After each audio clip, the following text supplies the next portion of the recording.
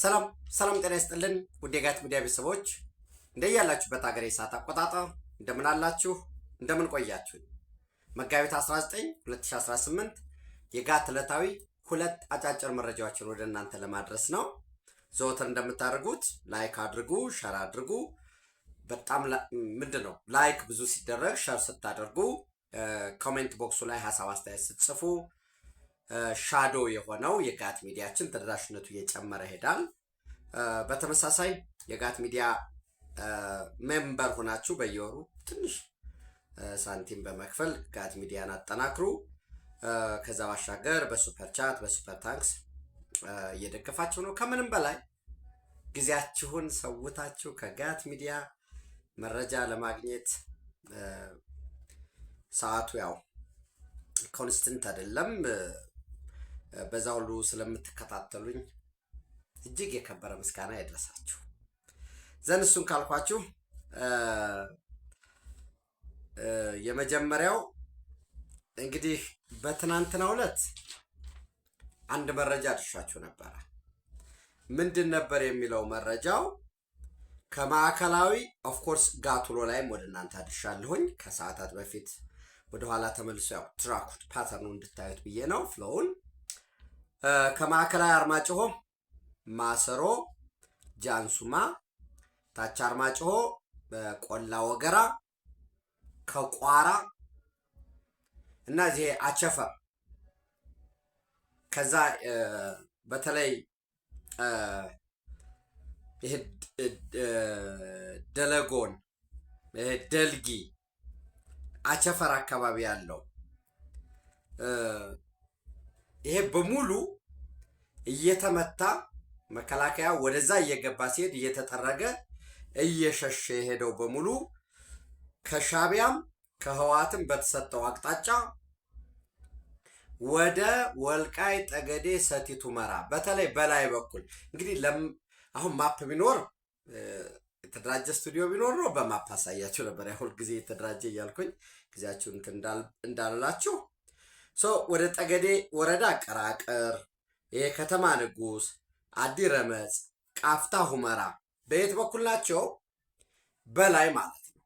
በጠለምት በኩል ይሄ ዋልድባ ገዳሙን ይዞ በዛ በኩል ከጀርባ የወልቃይት ስኳር ያለበትን ጨምሮ ሰቋር ገዳም ያለበትን ይዞ ከጀርባ እያጠቃ የጽንፈኛ ቡድን አስቀድሞ በአካባቢ ያለው አርሚ 15 አለ። ብዙ በተደጋጋሚ ወደዚህ ወደ እናንተ እያደረስኩኝ ስለመጣው አመራሮች እነማን ናቸው፣ በምን ያህል ቁጥር ነው ያለው፣ ኢቭን የትጥቅ መጠናቸው፣ የስንቅ መጠናቸው፣ ድጋፍ ለምሳሌ የአርሚ 15 ኮር 1 ወደ ሸረሪና የሄደው አሁን ተደራቢ አርሚ 12 ወደ ሸረሪና እንዲሄድ የተወሰነ እንዳለ ዘን በወልቃይት ሽራሮ ዋልድባ እና ጠገዴ በዚህ በኩል በመምጣት የተቀመጠው አቅጣጫ ምንድነው? ከጀርባ በላይ እንግዲህ ሻቢያ የማጥቃት ሂደቱ ሲሆን ሁመራ ከተማን አምሯችሁ ላይ አስቀምጦት ድልድይ ያለ ከድልድዩ ማዶ ኤርትራ ነው ያለው። ዘን ኦማሃጅር አለ። አርሚ 7 ደግሞ ሸረሪና ላይ አለ። በበረከት በኩል በቀጥታ ወይንም ወደ ከሁመራ ወደ አርማጭሆ መስመር ሲሄድ ባለው ወደ አብርሃጅራ መስመርን ይዛችሁ ዘን እንደ ቅድ ሰብሮ በጋራ አፍኖ በተመሳሳይ አርሚ 7 ጥቃት ይፈጽማል። በጠገዴ በኩል ወይም በዋልድባ በኩል ይሄን ጠለምትን ይዞ ወደ ሁመራ ያጠቃል። በተመሳሳይ ጽንፈኛው ደግሞ ሁለት ተልኮ ነው የሰጠው። አንደኛ ኃይል እንዲያጓጉዝ እንዳልኳችሁ ከዚህ የተሰባሰበው ኃይል ወደ የት እንዲሄድ ወደዚህ ወደ ጠገዴ ሄዶ ተጨማሪ ኃይል ሆኖ በአካባቢው ከሚገኘው የህዋት ታጣቂ ጋር በመቀናጀት ጥቃት ይፈጽማል። ይህንን አድርጎ ሁመራ ላይ ያለውን የመከላከያ ኃይል፣ የፌዴራል ፖሊስ፣ የተከዜ ዘብ ሚሊሻውን አርሶ አደሩን ሰብረን እሱን እንቆጣጠራለን። ከዛ እናሰፋና ወደ መሃል ወደ አርማጭሆ ወደ ቋራ በላይ ደግሞ አሁንም በአካባቢው የሚንቀሳቀስ ደግሞ የቅማንት ታጣቂ አለ። ይሄ ነው እንግዲህ ሰርክሉ። ይሄንን ተልኮ ተቀብሎ በሀብቴ ወልዴ አስተባባሪነት ተልኮውን የተቀበለው ኃይል እንቅስቃሴ አድርጎ ነበር። እንደሱ ይነግሯቸዋል። አሁን ብዙ ጠላት ኦፍኮርስ ያው ሳይኮሎጂካል ዋርፌር ነው። ጠላት እንዲያምን አይጠበቅም። ትንሽዬ 2 ከደመሰስክ 2-0 ብትጨምርበት 200 ይሆናል። 200 ከደመሰስክ 2-0 ትጨምርበትና 2000 ይሆናል እና 20,000 ይሆናል። ሶሪ እና ምንድነው ይህን ያህል ከዚህ በላይ ጠላት ደመሰስን፣ በቃ ይህን ያህል ተሽከርካሪ ያዝን፣ መትረጊስ እንዲሆነ ወዘተረፈ አሳይ ብትለው አያሳይም። በወቅቱ በአካባቢው መከላከያ ያኔ በሰሜኑ ጦርነት ወቅት የተነሱ ፎቶችን ይለጥፋሉ። አሁን አንዳንዱ በጣም ፈን ነው የሚያደርጋቸው እና ይሄ ጠላት በሶሮቃ አድርገው ነበር መግባት የፈለጉ። እንግዲህ ሶሮቃን ለማታውቁት ሰዎች እንዴት አድርጌ እንደምነግራቸው አላቅም። ዞሮ ዞሮ በደንብ አድርጎ ተመቶ ከኋላ በተደራቢነት ሊመጣ የነበረው ሰርክል ውስጥ እንዲገባ ነው የተደረገው። እንዴት ነው የተከበበው መሰላችሁ? ከሶሮቃ በኩል ወደ ዶጋው መከማቻው ዶጋው ላይ ነበር ተሰባስቦ የነበረው። በተመሳሳይ ከሳንጃ ወደ ወይንድባህ አድርጎ ማሰሮ ደንብ ይመጣ የነበረውንም እሱንም መስመሩ ተዘጋበት። ዘንድ በተመሳሳይ ተንፈል ሚካኤል የሚባል ቦታ እና ይሄ ጫቆና ጠባሪ የሚባሉ ቦታዎች አሉ። እነዚህ ከመጣ በኋላ ሰባስቦ ከናመራሩ ለማለፍ ያደረገውን ጥረት አሁን ሁልጊዜ የኛ ወገኖች ናቸው፣ የኛ ወንድሞች፣ የኛ ልጆች ናቸው። ኢትዮጵያ ውስጥ ባለ ጦርነት ይሄ አሸናፊ ነው፣ ይሄ ተሸናፊ ነው፣ ይሄ ድል ነው ብለን ለመናገር እንቸገር ይሆናል። ግን የመጨረሻው ግን ኢትዮጵያ ከሆነች በዚህ ጉዳይ ላይ ምንም አይነት ድርድር የለም። የሆነ አካባቢ ጽንፈኛን ተቃውመህ የሆነ ሰፈር የራስህን ጽንፈኛ የምትደግፍ ከሆነ የጸነፍክ ህሌና አልባ ነህ ማለት ነው። የሆነ ህዋት በጉልበት አደራጅቶ መንበር ነቀንቃለሁ 4 ኪሎ ገባለሁኝ ማንም አያቆመኝም ሲል እሱን ተቃውሚያለሁ ከሰማይም ከምድርም ወዘተረፈ አገር ማዳን ነው ብለህ ከዛ ጽንፈኛው ፋኖ ጋር ስደርስ ወገቤ ዛለ እግሬ ተንቀጠቀጠ ካልክ ዘረኛ ጭፍን ዘረኛ ነው ማለት ነው። በተመሳሳይ ለሸኔም ይሰራል፣ ለጉምዝ ታጣቂም ይሰራል፣ ለቅማንት ታጣቂም ይሰራል፣ ለአገው ዲሞክራሲያዊ ንቅናቄ ለሚባለው አዴል ለሚባለው በህዋት ሳምባ ለሚተነፍሰውም ይሰራል። ህዋት ወደ ሰላም ሲል አመራሮቹ መጥተው ቀድሞ የሰላም ዘማሪ ይሆናሉ። ህዋት የለም የፌዴራል መንግስቱ ጋራ ያለኝ ግንኙነት ብዙ ጠቀሜታ ብዙ እየታየኝ አይደል በጉልበት ፈታለሁ ሲል ማዕከላዊ መንግስቱን አምነን ወደ ድርድር አንሄድም ይላል። ጽፈት ቤታቸው ያለ መቀሌ ነው። ትጥቅ ስንቅ የሚሰፈርላቸው ከመቀሌ ነው። ዞሮ ዞሮ ጠላት ብዬ ተነስቻለሁ ካለ ከዚህ ተሰለፍ ከዛ ተሰለፍ ላንለው አንችልም። መብታቸው ነው። እንደ ኢትዮጵያ ቆሞ መምታት መጥረግ ነው ሌላው ጉዳይ እና እንግዲህ ከዚህ ከሻውራ ሁሉ የተሰበሰበው ወደዛ አልፎ ጥቃት ፈጽማለሁ ሲል ሙሉ ለሙሉ የተጠረገበት ሁኔታ ነው ያለው እና አሁን ይህን ያህል አስክሬን እዚህ ቦታ ወድቋል። ለምን ለምሳሌ ፈንድቃ፣ ዶጋው፣ ጋብላ፣ ጃንሱማ እነዚህ አካባቢዎች ላይ የረገፈው ቀላል አይደለም። ኢቨን የሆኑ ቦታዎች ላይ መረጃ እየሰበሰብኩኝ ህብረተሰቡ አስክሬን እንዲያነሳ እንዲቀሩ የራሳቸው ልጆች ናቸው ወንድሞቻችን ናቸው ተብሎ ማለት ነው ነውም ደግሞ ናቸው። ይሄ ማለት ግን ኢትዮጵያን ብለው አገሬን ብለው አናስደፍርም ቀያችንን ብለው ሲዋጉ ከወገን አይሞትም ወይ? ሞታል። ከሁለቱም ሳይድ ውሃ አይደለም የሚተኮሰው። ግን ምንድነው የሚልህ የጽንፈኛው ቡድን ፕሮፓጋንዳ ማሽን ደመሰስን ጨረስናቸው ይላል። በተመሳሳይ በነገራችን ላይ ራሱን የምኒልክ እዝ ብሎ የሚጠራው የምሬ ወዳጆ ምሬ ወዳጆ ገጽታ የተገነባለት ወሳኝ የሆነ የጭነት አህያ ነው። በሰሜኑ ጦርነት ወቅት ይታወቃል ገጽታ እንዴት እንደሚገነባ። በተቀናጀ መልኩ ጀግና ከሆንክ ፈሪ ትደረጋለህ። ጠላት ደግሞ ፈሪ የሆነውን ለዕለሰብ ሱፐር ሂሮ አድርጎ ይሰራል። አንዱ ምሬ ወዳጆ እኔ በአካል በሰሜኑ የሀገራችን ጦርነት ወቅት በአካል ስለማውቀው ነው የምነግራቸው። ይሰራ የነበረው የብረት ጋሪ አዘጋጅተው ክፍት የሆነ በዛ ውስጥ ለምሳሌ ያኔ ባንክ አልነበረማ ትግራይ ክልል ላይ ተዘግቷል፣ ፈራርሷል የብሪቲክ መዋቅሩ። ስለዚህ 100 ሺህ ብር ቢላክ ኮታ እየቆረጡ እሱን የትግራይ ልሂቃን ፖለቲከኞች ያውቁታል። አሁንም ለጭነት ፈረስ ፈልገዋቸው ነው እንጂ መቼ የት እንደሚጠፋፉ ያውቁታል።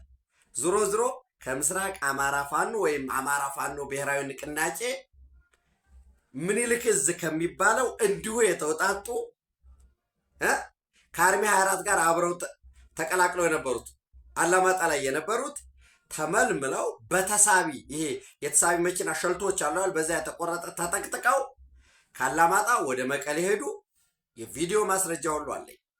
ካላማጣ ወደ መቀሌ፣ ከመቀሌ ወደ ሽረ፣ ከሽረ ወደ ተከዜን ተሻግረው ወደ ዋልድባ መጥተዋል። ዋልድባ ላይ ደግሞ በዛ ጠለምት ማለት ነው አርሚ 15 አለ አቃውል አድርገውላቸዋል። እንግዲህ ሌባ ነውና ተከዜን ተሻግረው ወደ ዋልድባ ሲመጡ የተወሰነ የትግራይ አካባቢ በዛ ዘረፋ ፈጽመዋል።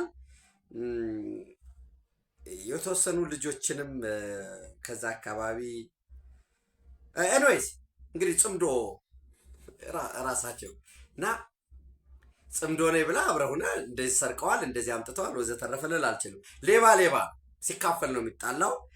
እንዴት አድርገው እንደሚያደርጉት አብረን የምናየው ነው የሚሆነው እና የተወሰነ ክሶች ተደውሎላቸዋል። እዚህ አርሚ 15 ያሉት በጠገዴ በኩል ያሉት አጣርተው እርምጃ እንዲወስዱ የተወሰነ አፍነው የወሰዷቸው ልጆች አሉ፣ ሴቶችም አሉ፣ እነሱን እንዲመልሱ የሚል በተለይ አስገደ የሚባለው ወረዳ ላይ ከዛ አካባቢ ቁጥራቸው ወደ 24 አካባቢ የሚሆኑ ሴቶች በብዛት ያሉበት አፍነው ይዘው መጥተዋል። ጽምብላ እና አስገደ ጽምብላ ጸለምት ያድርገው ወደ ይዘው ተሻግረዋል።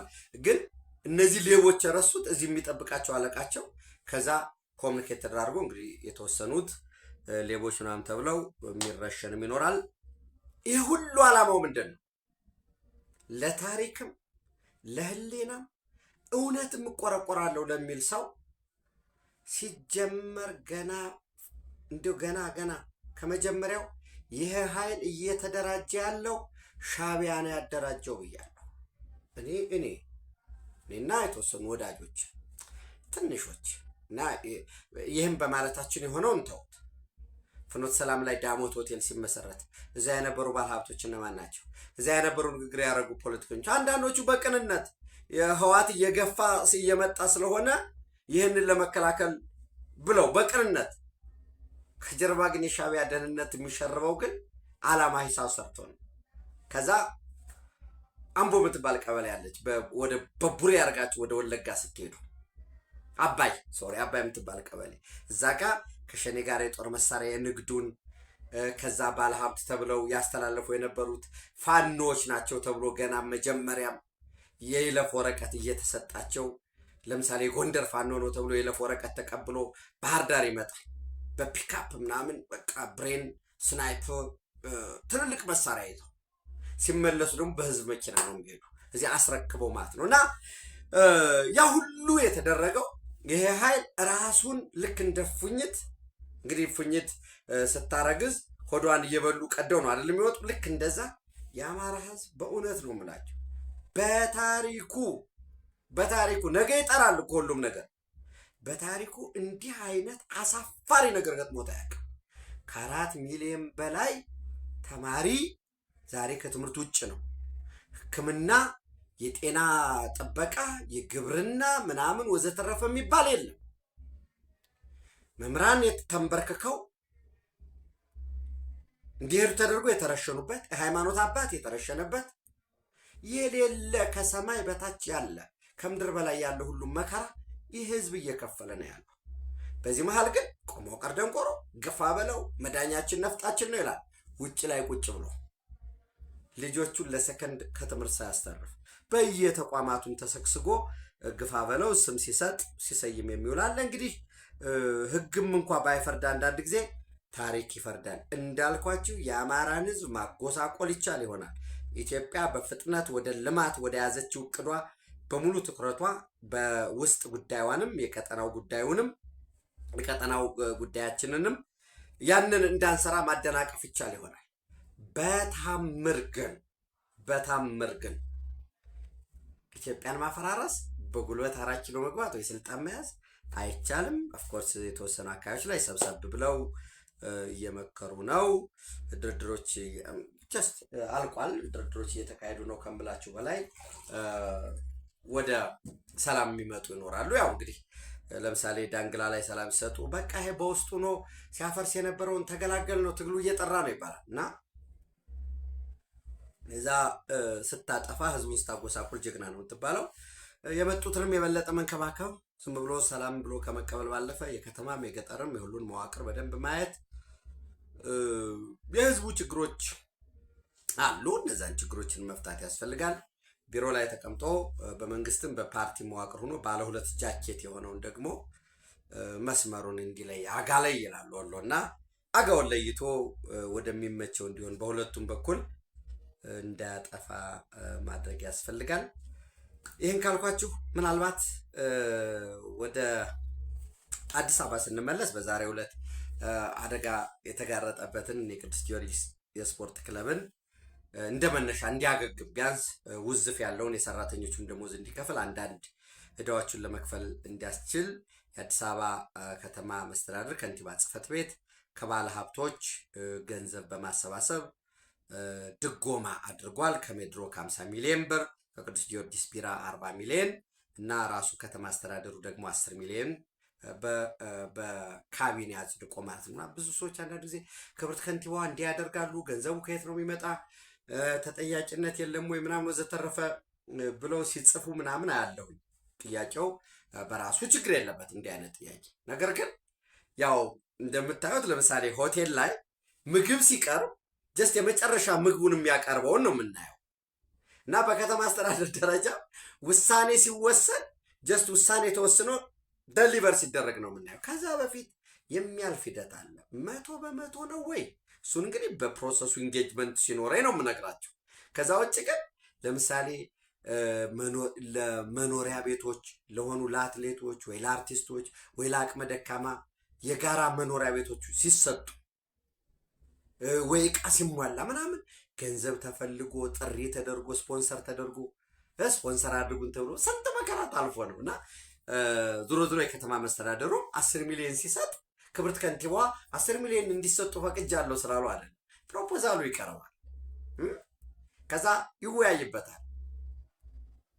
አስፈጻሚው በከተማ ደረጃ አስፈጻሚው ይወያያል።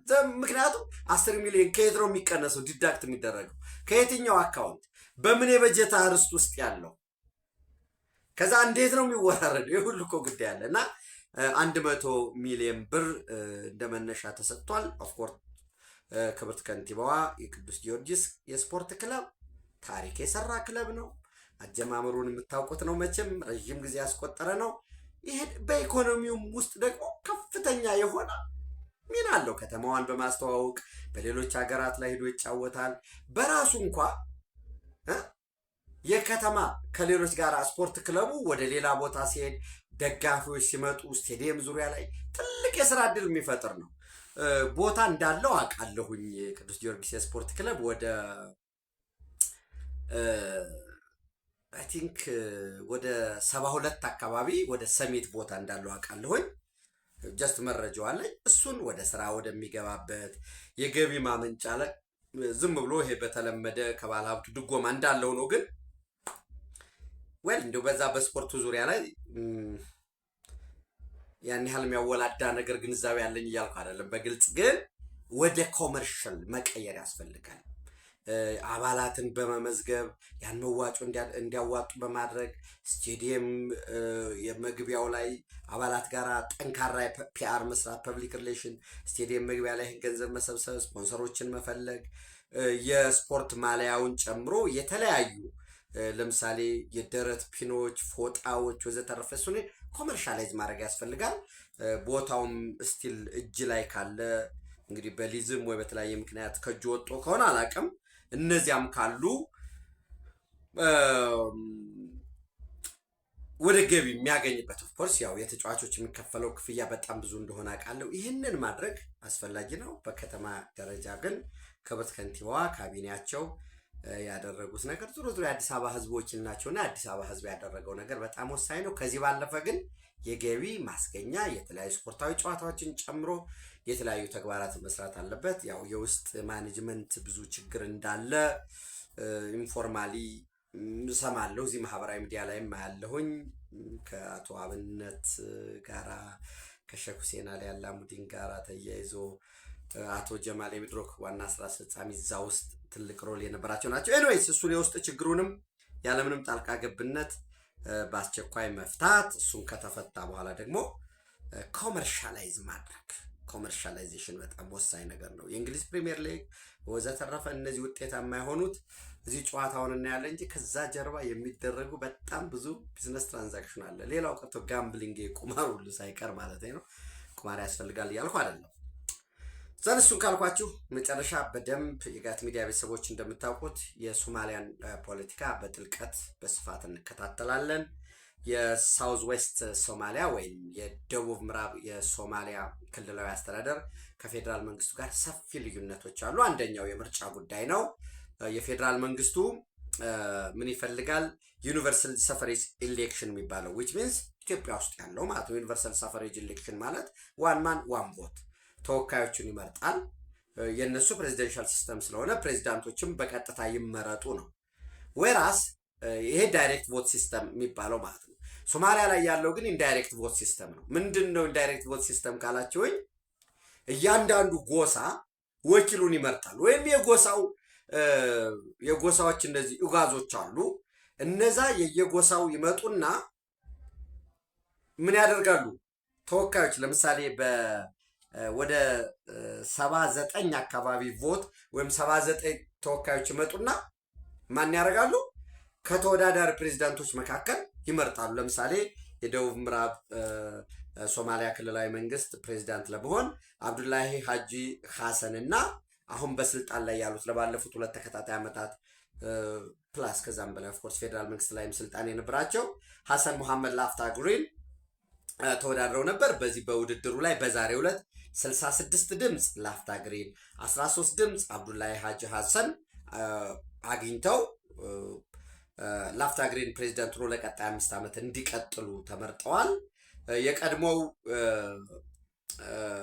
ፕሬዚደንት የሶማሊያ ፕሬዚዳንት which means አሁን ሐሰን ሼክ መሐመድ ያሸነፏቸው ከክቡር ጠቅላይ ሚኒስትር ዶክተር አብይ አህመድ ጋራ ጥብቅ ግንኙነት የነበራቸው መሐመድ አብዱላሂ ፎርማጆ እሳቸው እንኳን ደስ አለዎት የሚል መግለጫ አውጥተዋል። እስካሁን ያለው በደንብ ተከታተሉት። ፍላጎቱ ካላቸው ኦፍ ኮርስ ፍላጎት ሊኖረን ይገባል።